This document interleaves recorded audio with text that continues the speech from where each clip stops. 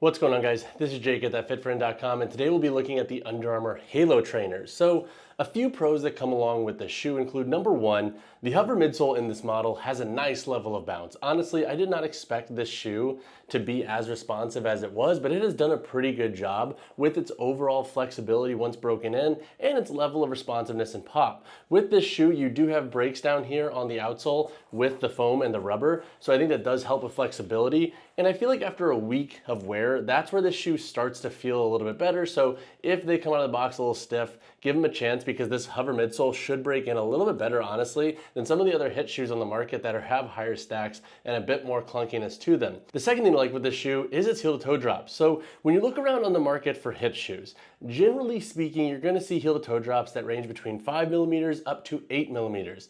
This model has a heel to toe drop at 2 millimeters. This puts it in the same ballpark as models like the Under Armour Tri-Base Reign 6. So if you like a flatter feel under your foot and you want a higher stack shoe with a bit more of a midsole and structure to it, I think that's where this shoe can really excel. So if you're, for example, regularly taking classes and you like having a flatter feel with your foot, that would be an area where the Halo Trainer can really make a lot of sense. The third pro with this shoe is the upper construction's lightweight nature. So if you want an upper that is very lightweight on the foot, that is something that I think you're gonna really like with the shoe. In this shoe, you have a speed form upper and it feels very lightweight on the foot. Now it can feel a little bit crispy at times, and if you have a pair, I feel like you'll know what I mean. It's just like it has a little bit of crispiness to it. But once it's really on the foot and broken in a bit more, again, like the midsole, that's where I think it's gonna feel a little bit better. So if you like a lightweight, breathable upper and you want a lot of ventilation, that would be another area where this shoe excels. But now let me cover a couple of cons that I have with the Halo Trainer. All right, so a few cons that I've picked up with on the Halo Trainer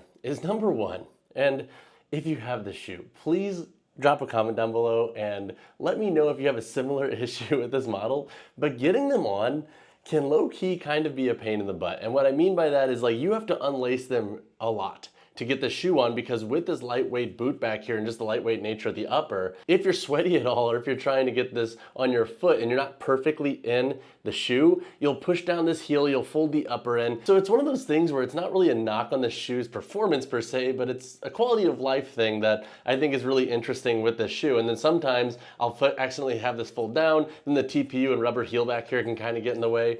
So getting them on, not the easiest thing in the world. And if you have a sweaty foot and you take the shoe off after your workout and try to get it back on, Godspeed, dude, you're gonna have to lace this up a ton. The second con that I have with this shoe is, if you want a shoe with a little bit more structure to the upper, that's where I think this upper can start to fall short. While it is lightweight and super breathable and it form fits around the foot pretty dang well, it's not gonna give you, in my opinion, the most structure if you like having a little bit more around the lateral side of your foot for side to side work, or just a little bit more hug on the medial side. The shoe does have a bit of arch baked in here into the midsole, but when it comes to just an upper hug standpoint, that's where this model can be a bit more variable, and that comes at the cost of the lightweight upper that does promote breathability, but will start to fall short if you like a snugger, slightly more bulkier fit around your foot. The third con that comes along with this shoe is the sizing is interesting. So I went with my normal shoe size in this model. For the most part, I think it fits pretty true, but I have seen some folks call out that it feels a little bit shorter, and I totally get where they're coming from, because I think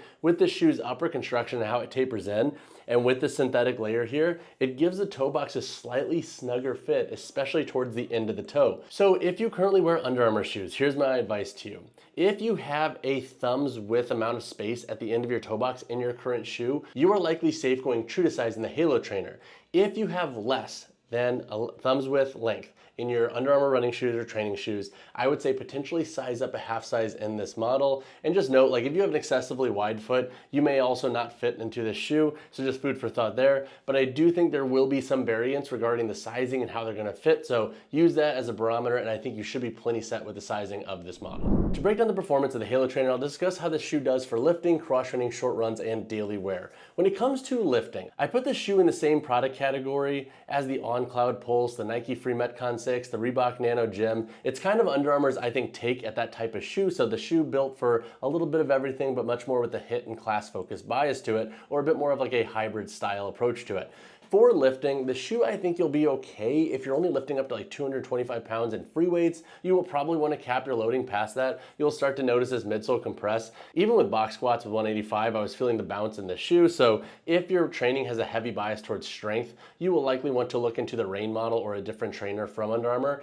But if you're just doing some casual strength stuff on a weekly basis, this shoe should be okay. You also get a good amount of grip in this model, so you can use them on machines and use them on different surfaces. And if your training is pretty light, this model will likely feel fine for you, especially if you do like that lower heel to toe drop. When it comes to cross training, I have thoroughly enjoyed this shoe. I like once they break in how responsive they feel when it comes to gripping on turf for sled pushes, when it comes to plyometrics, or even doing any form of dynamic work. This model feels pretty good. And the upper, while it's not the most structured, I don't necessarily mind that, and so it did give me enough lockdown for the most part for my training. So when it comes to cross training, the hover midsole I think is the big star of this shoe, and then also just the outsole grip in general. I was pushing some heavy sleds in this shoe and never had issues, so I do enjoy that. And I think if you want a shoe primarily for classes, especially classes where you do have a bit more of a strength or sled or dynamic bias where you're really on the forefoot, this model can make a lot of sense and it should do a really good job. Again though, if you do need a little bit more support on the lateral or medial side of your shoe when it comes to the upper, that would be something to think about. You might want to look into other models like the On CloudPulse or even the Nike Free Metcon 6 that can sometimes have a little bit more structure with the booty style construction. And if you need help there, just drop a comment down below and I could help you try to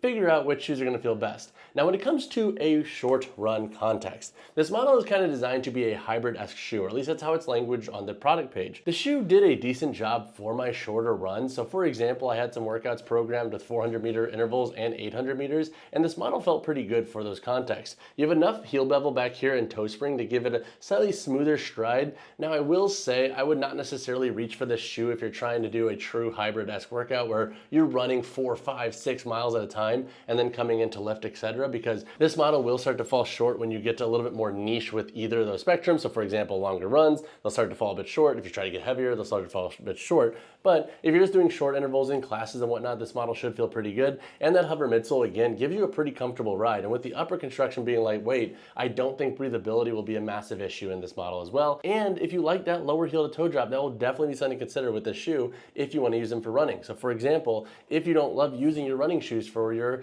classes because the drop might be too high, this could be a good option to go with if you like a bit more stack height and midsole to your shoes. When it comes to daily wear, this shoe is just okay. Honestly, it's not my favorite shoe for daily wear, but that's because the forefoot and the midfoot, they're not wide enough for my specific context, but I feel like if you do fit into the shoe well and you have that narrow, medium, or even slightly wider foot width, you'll like this shoe for an overall daily comfort context. They do a pretty good job there, and once broken in, again, they feel pretty dang good on the feet. All right, so now let's answer the question, who should buy the Under Armour Halo Trainer? Number one, if you generally love Under Armour training shoes and you've really liked the Reign 6, for example, and you've fallen in love with the lower heel to toe drop, I feel like the Halo Trainer will be right up your alley. Number two, if you generally like a little bit more stack height in your training shoes and a little bit more bounce in the forefoot, this can be a really good option to go with. The hover midsole, I think, delivers really well and honestly feels a little bit more lively than some of the bigger competitors that also build shoes focused for HIIT and classes. Number three, if you work out in hotter climates, this I think can be an awesome option to look into due to the overall breathability of it.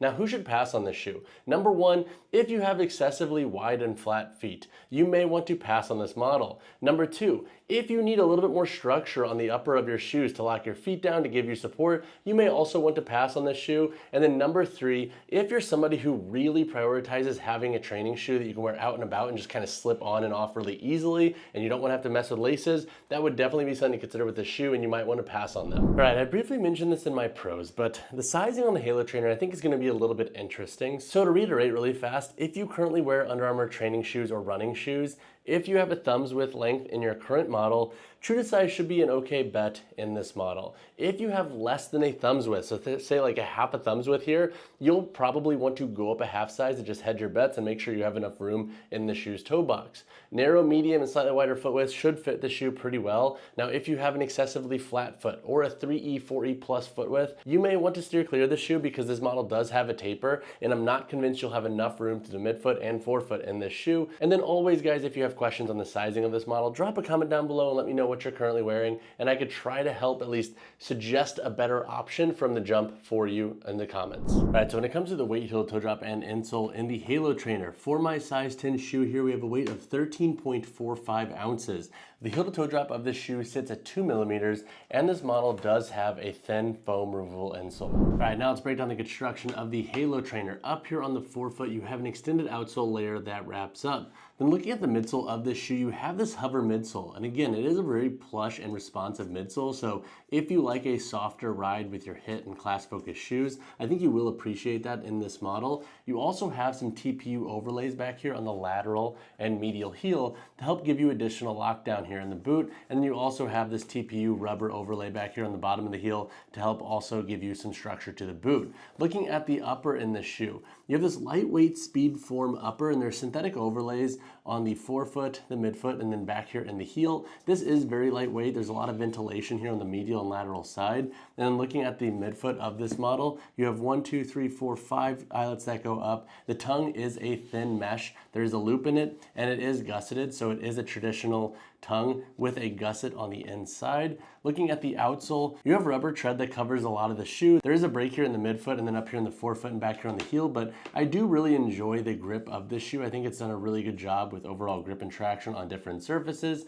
And then once again, the shoe does have a thin foam removable insole, but if you have additional questions on the construction of this shoe, drop a comment down below. All right guys, that wraps up my review of the Under Armour Halo Trainer. Honestly, the shoe has been pretty solid. I don't think it's gonna be a shoe necessarily for everybody, but it is cool seeing Under Armour dive into different directions with their training shoe line. If you have additional questions for me about the Halo Trainer, drop a comment down below or hit me up on Instagram, whichever you prefer. And as always, y'all, drop a like on the video, subscribe to the channel. I'll see you guys in the next one.